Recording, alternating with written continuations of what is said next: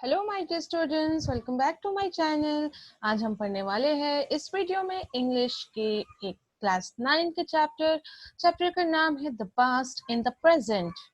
तो आपको टाइटल से पता चला होगा कि हम कुछ पास्ट के बारे में पढ़ने वाले हैं इन दिस प्रेजेंट सिनेरियो।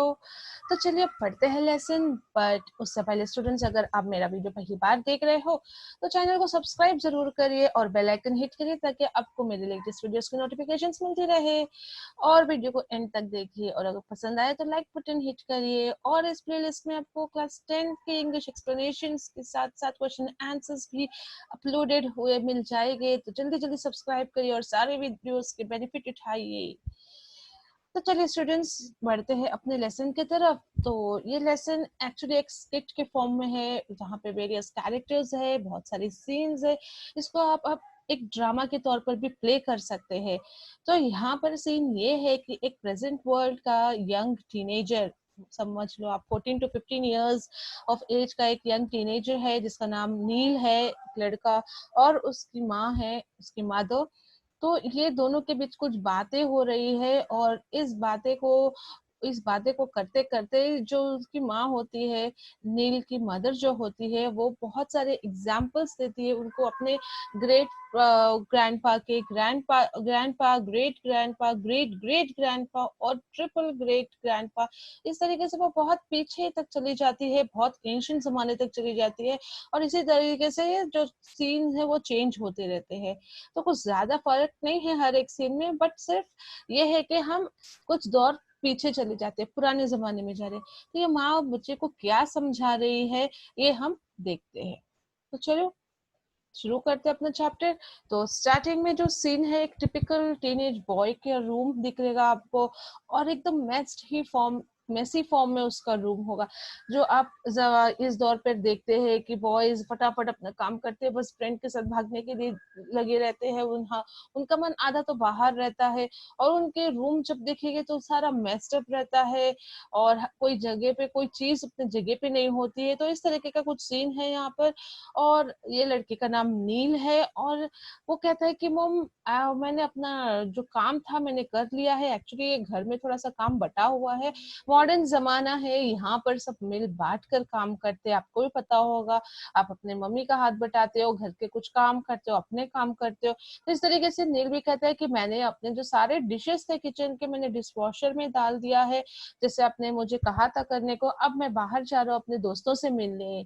तो मॉम एंटर होती है और थोड़ा सा वो खुश नहीं रहती है, उसे अच्छा नहीं लगता क्योंकि नील का रूम बहुत गंदा और मेसी फॉर्म में होता है।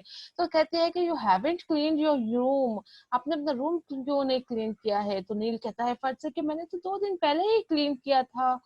तो फिर इस जवाब से मॉम खुश नहीं होती और कहती है कि आपको अपना रूम रोज साफ करना है, रोज क्लीन अप करना है और अरेंज करना है। तो फिर ये बात सुनकर नील फटाफट अपने बुक्स, जो क्लोथ्स होते हैं, जो हेडफोन्स और वगैरह सारे सामान जो बिखरे पड़े होते हैं जमीन पर, कुछ बेड्स पे, कुछ इधर कुछ उधर, सारे को अपने अपने जगह पे लगाकर रख देता है। और फिर वो कहता है कि ये जरूरी है रोज अपना रूम साफ करना, क्या फर्क पड़ता है रोज साफ करने से। तो मॉम कहती है कि हाँ, बहुत फर्क पड़ता है। क्या फर्क पड़ता है, ये है कि आपको मॉरल वैल्यूज सीखने को मिलता है, आपकी आदतें अच्छी होती है, अच्छी एटीट्यूड आपको आपकी बनती है, और ये सब करना चाहिए। ये एक मॉरल वैल्यू है, आपको पंक्चुअल बनाती है, आपको अपना काम खुद से और सही वक्त पे करने को सिखाती है। तो आपको करना है ये सब काम रोजाना। जब वो ऐसे इस तरीके से माँ सिखा बोलने लगती है एक के बाद एक, तो नील वो सुनना नहीं चाहता है, और फिर उनकी बात को रोकने के लिए ठीक है बोलकर वो कहने लगता है कि मैं बहुत सारे लेक्चर स्कूल में ऐसे ही सुनता रहता हूँ, और अब आप भी सुना रहे हो। तो इस तरीके से फिर वो अपना सारा काम जो फटाफट अरेंज कर देता है। और फिर अब मॉम कहती है कि हाँ, अब थोड़ा बेटर लग रहा है आपका रूम, बट अपने एक काम फिर से भूल गए, अपना बेड को अरेंज नहीं किया है। वो अरेंज करो, बेड को सीधे से क्लीन कर लो और फिर आप बाहर जा सकते हो। तो अब नील इरिटेटेड हो जाता है कि मॉम, इट्स गेटिंग लेट। कहते कि लेट हो रहा, मुझे बाहर जाना है। तो फिर बेड तो वापस से मैसअप होने वाला ही है, ऐसे भी मैं आकर खाना खाकर दोपहर में सोने वाला हूँ, तो क्या फर्क पड़ता है, मैं अभी क्यों अरेंज करूँ बेड को। तो फिर मॉम आज बहुत मूड पर होती है उसे समझाने के लिए। फिर वो कहती है ये मुझे आपके ग्रैंडपा के ज़माने के बारे में कुछ यादें दिला दे रही है। जब आपके ग्रैंडपा आपके ऐज के थे, अपने बचपन के ऐज में वो बहुत सारे काम करते थे, बहुत सारे काम उन्हें करना पड़ता था, बहुत ही टफ ज़िंदगी थी उनकी और इस तरीके से थोड़ा स्ट्रिक्टली और फर्मली आज मदर उसे बहुत सारे चीज़ें बताने वाली है और समझाने वाली है। तो इस तरीके से जब ये नील और उसकी मॉम के बीच में कन्वर्सेशन हो रहा है, तो अब मॉम उसे उसके ग्रैंडपा के बारे में बता रही है, जब उस एज के थे तो वो कितना काम करते थे। तो अब ये सीन चेंज होता है, जैसे कि मैंने कहा कि सीन चेंज होता है कई बार यहाँ पर। तो यहाँ पर अब 1950s की का एक लड़का आ जाता है जो कि एक लूज ट्राउजर और शर्ट पहना होता है और उसकी माँ एक सिल्क साड़ी पहनी हुई आती है सीन में। और फिर यहाँ पे सेम वही कन्वर्सेशन रहता है कि बॉय को, जो लड़के को बाहर जाना होता है खेलने के लिए, और लेकिन माँ उसे कहती है कि पहले अपना बेड बराबर करो, अपना सब काम करो और फिर जाओ।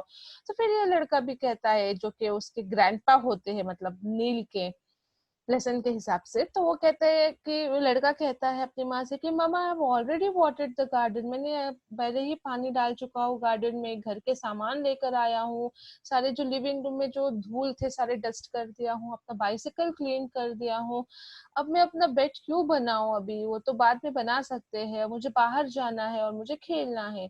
तो फिर ये भी माँ इसी तरीके से इस बेटे को समझाती है कि रुको मैं आपको बताती हूँ कि आपके ग्रैंडफादर कितना काम करते थे जब वो अपने टीन में थे, जब आपके एज के थे। तो फिर यहाँ पर जल्दी से फटाक से सीन चेंज होता है, फिर उस जमाने का जो होता है लाइक 1910s में चले जाते हैं, अब पीछे की तरफ चले जाते हैं, 1910 का एक मदर और बॉय सामने आ जाते हैं और फिर अगेन वही सिचुएशन रिपीट होता है, वो लड़के को बाहर जाना होता है खेलने के लिए और उसकी माँ उसे बोलती है कि बेड सही कर लो, अरेंज कर लो, फिर जाओ। फिर ये 1910 का बॉय बोलता है, mummy I have fixed water, I have filled up the pots, मैंने कितने सारे काम किया है, मैंने तो पानी भी भरा है, सारे मटके भरे हैं, टेरेस को झाड़ कर साफ किया है और फिर बाहर जंगल से जाकर सारे लकड़ियां काट कर लेकर आई स्टोव के लिए, और जब का ग्राइंडिंग स्टोन था वो भी मैंने क्लीन किया है, अब तो मुझे जाने दो, अब मैं क्या करूं, अब कितना काम करूं, इस तरीके से वो कहता है। और जब ये सब जो हो रहा है, ये सब नील की मम्मी नील को बता रही है, इसे पीछे पीछे दौर पर जा जाकर। तो अब नील जब ये बात सुनता है ग्राइंडिंग स्टोन्स, तो कहता है ग्राइंडिंग स्टोन्स क्या होते हैं, क्या उनके जमाने में इलेक्ट्रिक ग्राइंडर्स नहीं थे क्या? तो मॉम कहते हैं इलेक्ट्रिक ग्राइंडर्स क्या, तब तो इलेक्ट्रिसिटी ही नहीं थे इंडिया के कई सारे टाउन्स और सिटीज में। तो ये सुनकर नील थोड़ा सरप्राइज हो जाता है और फिर से वो 1910 के बारे में बताने लगती है कि वो लड़का प्रॉमिस करता है कि मैं अपने दोस्तों के साथ रिवर साइड में जाकर खेलूंगा, तो मैं क्यों अभी ये बेड बनाऊं, क्या जरूरत है, बाद में आकर बनाऊंगा। तो फिर उसी तरीके से फिर सिचुएशन चेंज, फिर सीन चेंज होता है, फिर और पुराने जमाने में जाते हैं, फिर ये माँ अपने बेटे को कहती है कि आपके ग्रेट ग्रैंडफादर कितना काम करते थे जब आपके जमाने, आपकी उम्र के थे। तो फिर वो फिर उसी तरीके से समझाने लगती है और कि कितने सारे काम करते थे। तो फिर ये लड़का कहता है कि माँ मैं ऑलरेडी कपड़े धोकर आया हूँ, वो रिवर के किनारे उसने फैला कर आया हूँ सूखने के लिए, लकड़ियां काट कर लाया हूँ, जो टूटे हुए फेंस थे उसे मैंने बराबर किया है, जो भेड़ बकरियां थी उसे मैंने चरा कर लेकर आया हूँ वो पहाड़ी पर ले जाकर, अब मैं अपने दोस्तों के साथ अटिया पटिया खेलने जा रहा हूँ, अब क्यों मुझे बेड बनाने बोल रही है। मतलब आप देख रहे हो कि हर दौर पर लड़कों को खेलने जाना है और उनकी माँ किसी तरीके से अपना सारा काम फिनिश करके तब जाने को कहती है। लेकिन यहाँ देख रहे हैं हम जिस तरीके से पुराने जमाने में हम बढ़ रहे हैं और बच्चों का काम भी बढ़ता जा रहा है, कई सारे काम सबको करने होते थे क्योंकि हमारे जैसे मॉडर्न फैसिलिटीज नहीं थे। तो फिर बॉयज मदर यहाँ पर कहती है कि दैट्स योर डेली वर्क, ये तो तुम्हारा रोज का काम है, तब को करना ही पड़ेगा, इसमें कौन सी बड़ी बात है, आपके जो ग्रेट ग्रेट ग्रैंडफादर थे वो तो इससे ज्यादा काम करते थे, तो चलो जाओ अभी बेड बनाओ और फिर खेलने को जाओ। इस तरीके से खेल बोलती है उसकी माँ। फिर अगेन यहाँ पे सीन चेंज होता है, फिर और पुराने दौर का बेटा और माँ सामने आ जाते हैं, फिर वही सिचुएशन क्रिएट होता है कि उसे खेलने जाना होता है और माँ उसे समझाती होती है। तो वो फिर कहता है कि माँ मैंने ऑलरेडी इतना सारा काम किया है, जैसे कि मैंने दूध निकाला है काऊ से, और फिर मैंने सारे भेड़ बकरी और गाय को चरा कर लाया है, वेजिटेबल्स लाया फार्म से जाकर, और उसे अच्छे से रखा है मैंने। जो बैकयार्ड था, फ्रंट यार्ड था, मतलब घर के का जो घर के आगे और पीछे का जो जगह होता है, वरांडा बालकनी टाइप, उसे मैंने क्लीन अप किया है। अब मुझे अपने दोस्तों के साथ जाके अष्टपदा खेलने दो। मुझे संपत भाऊ और महादेव भाऊ, ये उस जमाने के नाम है जो उनके दोस्तों के नाम थे, तो उनके साथ जाके खेलना है। तो मैं अभी बेड क्यों बनाऊं, सोने का टाइम थोड़ी ना है अभी, इस तरीके से वो भी कहता है। तो फिर यहाँ पर बॉय की मदर फिर कहती है कि ज्यादा बात मत करो, जबान मत लड़ाओ। सोचो, आपके double great great great grandfather जब वो 14 साल के थे आपकी उम्र के, तो कितना काम करते थे। फिर उसकी माँ भी फिर इसी तरीके से समझाने लगती है कि सारे काम करो और फिर जाओ खेलने। तो फिर ये बच्चा कहता है, ये लड़का कहता है कि most revered mother, I have fetched water, मैंने पानी लेकर आया हूँ जाके तालाब से, उसे फार्म में डाला है ताकि हमारा जो खेत है, हमारा जो क्रॉप्स है वो अच्छे से उग जाए। फिर जो सारे चैनल्स जो ब्लॉक हो गए थे उसे सब क्लीन किया है, जो अनवांटेड ग्रास थे, जो वीड्स है, उसे मैंने क्लीन किया है, निकाल कर फेंका है वहां से। और जो दीवार थे घर के, वो जो पैच हो जो टूट गए थे, क्रैक हो गए थे, उसमें मैंने फिर से मिट्टी से लेप किया है उसे। और इतना सारा काम किया। मेरे पास दूसरा टाइम नहीं है, मुझे खेलने जाना है, मुझे देखने जाना है पपेट शो जो के कंट्री साइड में, विलेज साइड में होने वाला है, मुझे वो पपेट शो देखना है। तो मैं ये बेट बनाते क्यों बैठूं, इस तरीके से फिर वो लड़का कहता है। उस जमाने में पपेट शो मतलब कठपुतली के जो शोज होते हैं वो बहुत ही फेमस थे, और उसी से सब बच्चे टाइम पास करते थे और खुश होते थे। तो फिर यहाँ पर बॉय की मदर वही कहती है कि do not grumble dear son, ज्यादा बड़बड़ाओ मत। तुम्हें पता है, और ट्रिपल ग्रेट ग्रैंड फादर कितना कुछ काम करते थे, अपने उम्र के थे तो बहुत ही ज्यादा काम करते थे। फिर अगेन वही सिचुएशन होता है, फिर वही चीज होती है, तो इस तरीके से बात होती रहती है और नील की मम्मी उसे समझाती रहती है।